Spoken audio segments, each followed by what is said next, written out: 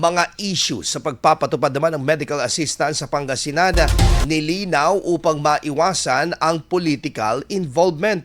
Para sa detalye kasama natin, Idol Jam Victorio. 104.7 IFM Report. Tinalakay sa sangguniang panalawigan ng Pangasinan ang mga isyu ng paglilinaw ukol sa pagbibigay ng medical assistance to financially incapacitated patients o MAIFIP sa mga pribadong ospital kaugnay ng pagbabawal sa pagkikibahagi ng mga politiko alinsunod sa nakatakdapang ilabas na opisyal na pamantayan ng programa ngayong 2026. Sa question hour ng sesyon, inilahad ni DOH Ilocos Center for Health Development Administrative Officer 1, Mylene Mendoza, na hinihintay pa ang formal na ibababang pamantayan ng punong tanggapan, ngunit patuloy pa rin ang pagtanggap sa mga guarantee letters sa ilalim ng umiiral na pamantayan ng programa para sa taong 2025 habang wala pa ang bagong guidelines.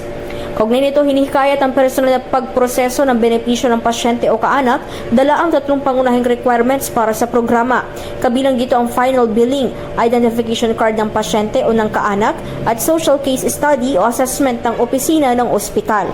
We have three minimum requirements po. The final bill, ID of the patient or the next of kin po, and then the social case study or the assessment from the social worker.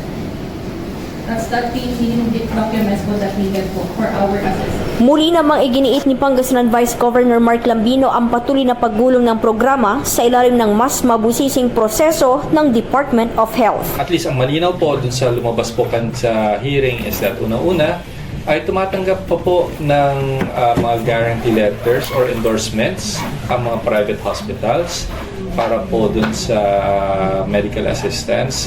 Pero may konting pagbabago lang po sa proseso kung saan ito ay mabusising nire-review po ng DOH staff or personnel or representative doon po sa mga individual na institution. So malinaw po yan.